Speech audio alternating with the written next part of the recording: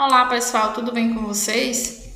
No nosso vídeo de hoje, da disciplina de Projeto de Estruturas, a gente vai continuar nossa conversa sobre alguns elementos importantes que nós observamos nos projetos estruturais, voltado para o projeto de estruturas em concreto armado.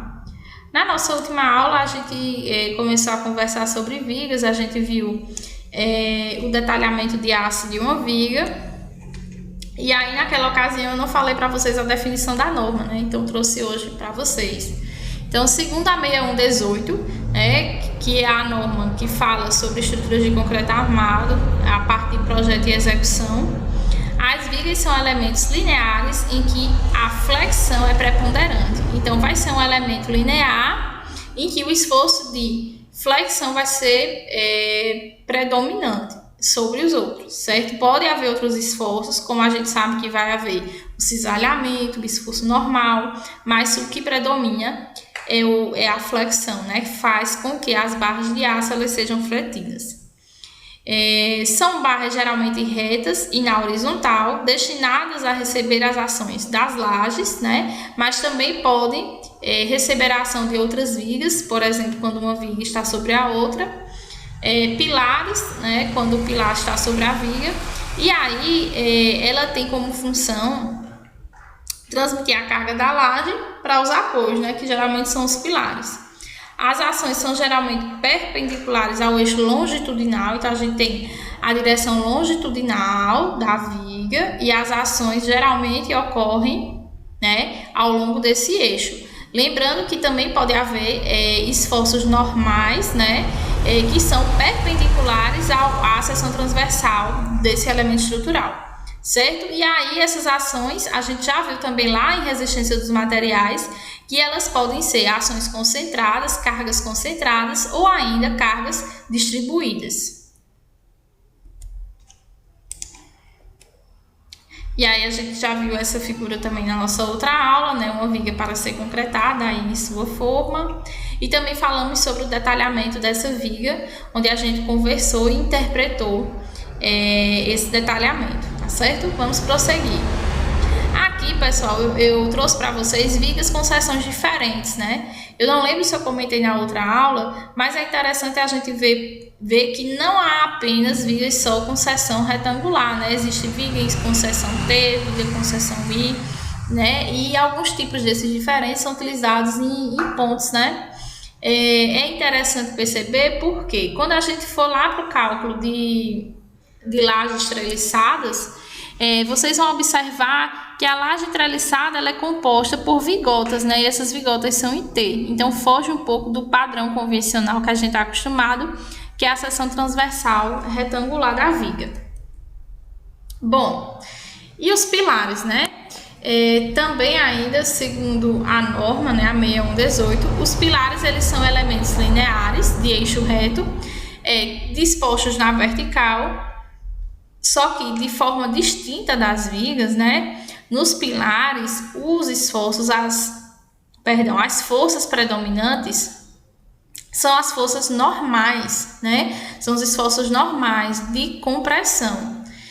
Então, como é que isso funciona? Por exemplo, imagina que a gente tem aqui a viga que está apoiada nesses pilares, que servem de apoio, e aí essa viga ela vai estar submetida a um carregamento e aí vai gerar reações. Essas reações elas são transmitidas para os pilares, Que por sua vez, imagine aqui, se a gente tem uma ação concentrada na seção transversal, automaticamente a gente pode observar que ele vai sofrer compressão.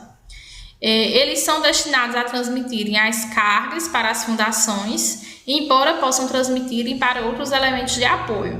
Então, o que acontece? As lajes elas vão descarregar seus esforços, suas ações nas vigas. As vigas elas descarregam nos apoios, que são os pilares.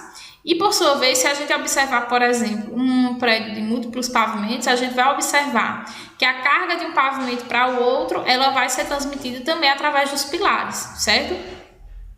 E aí, quando chega no pilar do pavimento térreo, que é o pilar que vai estar junto ali da fundação, esse pilar vai poder distribuir os esforços, advindos dos outros pavimentos para a fundação, e a fundação, por sua vez, para o solo que deve apresentar uma capacidade resistente adequada para aquela solicitação, certo? Bom, e aí eu trago para vocês aqui algumas coisas interessantes da norma, né? Como os requisitos de qualidade de estruturas de concreto. A norma diz que uma estrutura de concreto ela deve apresentar, no mínimo, 3 requisitos básicos que atestam a sua qualidade. O primeiro deles é a capacidade resistente, né? Que vai ser, de forma resumida, a segurança que aquela estrutura vai apresentar à ruptura. Ainda, ela tem que apresentar desempenho em serviço, que vai ser o seguinte, vai ser a capacidade dessa estrutura, ela se manter nas condições para a qual ela foi projetada ao longo de sua vida útil, né? Não devem apresentar danos que comprometam em parte ou totalmente o uso para o qual foi projetada, certo? Então, é como se fosse a capacidade que a estrutura tem, né, de permanecer constante ao longo do tempo, exercendo de forma adequada a sua função, certo? Lembrando que para que isso aconteça, além do projeto estrutural ele ser elaborado, a parte executiva também vai influenciar isso, né? Então, se a execução foi feita de forma adequada, você pode garantir que ela apresente um bom desempenho em serviço. Além disso, outro requisito mínimo que uma estrutura de concreto deve apresentar é a durabilidade, né, que está ligada à capacidade dessa estrutura resistir a influências ambientais que devem ser previstas, né? Mais à frente a gente vai conversar sobre a agressividade ambiental e sobre cobrimento. Então, por exemplo, se existe um ambiente em que pede um cobrimento para uma classe de agressividade tipo 3, e você utiliza o cobrimento que deveria ser utilizado na classe de agressividade 2, você já está prejudicando a durabilidade da sua estrutura. Porque ali ela vai sofrer ao longo do tempo uma influência ambiental para a qual ela não foi projetada, certo? Então, para que a estrutura apresente durabilidade, né, você tem que fazer de acordo com a realidade do ambiente que você está, certo? Aí essas definições elas são previstas pelo autor do projeto estrutural e o contratante no início dos trabalhos de elaboração do projeto, certo? Então, esses 3 requisitos mínimos que as estruturas devem obedecer. Bom, quanto à durabilidade, né? O item 6.1 estabelece que a durabilidade das estruturas de concreto estão intimamente ligadas com o uso para qual a mesma foi projetada. Portanto, as estruturas de concreto, quando utilizadas em conformidade com o estabelecido em projeto, elas obviamente vão conservar a sua segurança, a estabilidade, né, e seu desempenho em serviço, certo? Ao longo de sua vida útil. E aí, o que seria essa vida útil, né? A vida útil de uma estrutura, a gente diz que é o período de tempo durante o qual se mantém as características das estruturas de concreto, desde que a gente atenda os requisitos de uso e manutenção prescritos pelo projetista e pelo construtor, certo? Então, tem que haver aí um bom casamento entre quem vai executar aquela estrutura de concreto e quem projetou, né? Para que saia de acordo com o projetado. Se você obedecer tudo que tiver previsto em projeto, você garante que a vida útil da sua estrutura vai ter aquele período de tempo em que ela vai estar atuando de forma adequada, obviamente, se você for também mantendo a manutenção ao longo do tempo, né, dessa estrutura. Sobre a agressividade ambiental. Nos projetos das estruturas correntes, a agressividade ambiental deve ser classificada de acordo com o apresentado na tabela 6.1, que a gente vai ver agora adiante. E pode ser avaliada simplificadamente segundo as condições de exposição da estrutura ou de suas partes. Então, a gente tem essa tabela que eu extraí lá da norma. Então, aqui a gente tem a classe de agressividade ambiental, certo? Ela vai de 1 ao 4. A agressividade na 1 é fraca, na 2 moderada, na 3 forte e na 4 muito forte. Classificação geral do tipo de ambiente para efeito do projeto. Então, vamos lá. Na classe de agressividade ambiental 1, a agressividade é fraca, né? E aí a estrutura está em um ambiente rural ou submersa e o risco dessa estrutura sofrer deterioração é insignificante. Já na classe de agressividade ambiental 2, né, que o ambiente onde essa estrutura vai estar é um ambiente urbano, esse risco da estrutura sofrer deterioração é pequeno. Quando a gente vem para a classe de agressividade ambiental 3, em que a agressividade é forte, a gente já encontra em um ambiente marinho ou industrial. E aí o risco dessa estrutura deteriorar é grande, né? E aqui o 4 muito forte, a gente vê que esse risco de deterioração ele vai ser elevado. Então, o que é que se espera? Ora, quanto maior for a minha agressividade ambiental, mais eu vou precisar tomar alguns cuidados e proteger minhas armaduras, né? Para que elas não venham, minhas armaduras e minha estrutura em si, né? Para que elas venham a apresentar uma boa durabilidade e capacidade resistente, tá certo? Então, vamos para o próximo. O item 7.4.2 estabelece que ensaios, sempre que possível, deverão estabelecer as diretrizes mínimas para as estruturas expostas a uma ou a outra classe de agressividade. E quando não for possível a gente fazer esses ensaios, a gente considera a relação entre a resistência do concreto e o fator água-cimento. Então, desta forma, os requisitos são apresentados na tabela 7.1. que é essa tabela aqui, certo? Então, quando não for possível você realizar ensaios, você vai observar se o concreto é armado ou o concreto é protendido e vai relacionar essa classe de agressividade ambiental com o fator água-cimento. Então, a gente vê aqui, aqui a gente tem a classe de agressividade, aqui a relação água-cimento, né? Por exemplo, para o concreto armado na classe 1, o fator água-cimento 0,65. Quando a gente vê aqui, na classe de agressividade ambiental 4, é 0,45 o fator água-cimento. Quando a gente vê para o concreto protendido, muda pouca coisa. Na classe 1, 0,6 o fator água-cimento. E para a classe de agressividade ambiental 4, 0,45. Aqui, segundo a classe do concreto, então a classe de resistência.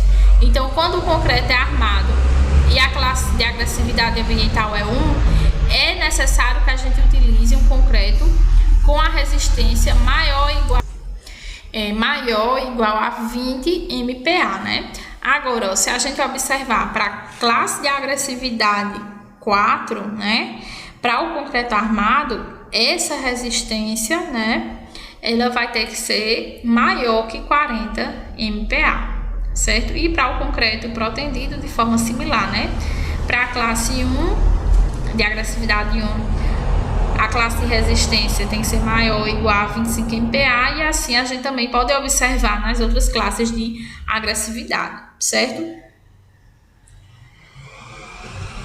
Vamos lá. Aí, pessoal, no que isso reflete, para a gente, além de refletir no fator água-cimento e na classe de resistência do concreto, isso também vai refletir no cobrimento. E aí, pessoal, o que seria o cobrimento, O cobrimento, que a gente chama, imagina aqui que aqui é uma seção transversal de uma viga, Aqui, a gente tem a armadura transversal e esses pontinhos é a armadura longitudinal, certo? A armadura longitudinal, ou seja, aqui são os estribos, Esse retângulo aqui interno é o estribo e aqui dentro a gente tem as armaduras longitudinais. E aí, essa camada de concreto localizada aqui entre o estribo e a face inferior da viga, a gente chama de cobrimento. E ela serve, a função dela é proteger as nossas armaduras. E também, a gente também tem prescrições da norma a respeito desse cobrimento. Essa parte é um pouco teórica, mas é necessário a gente ver, tá certo? Então, para garantir o cobrimento mínimo, o projeto e a execução devem considerar o cobrimento nominal, que é o cobrimento mínimo acrescido da tolerância de execução. Assim, as dimensões das armaduras e os espaçadores devem respeitar os cobrimentos nominais estabelecidos na tabela 7.2. Lembrar sempre, pessoal, de utilizar os espaçadores nas estruturas de concreto armado, porque são eles que vão garantir o cobrimento adequado das estruturas. Nas obras correntes, o valor desse ΔC, né, que é a tolerância, ela deve ser maior ou igual a 10 milímetros.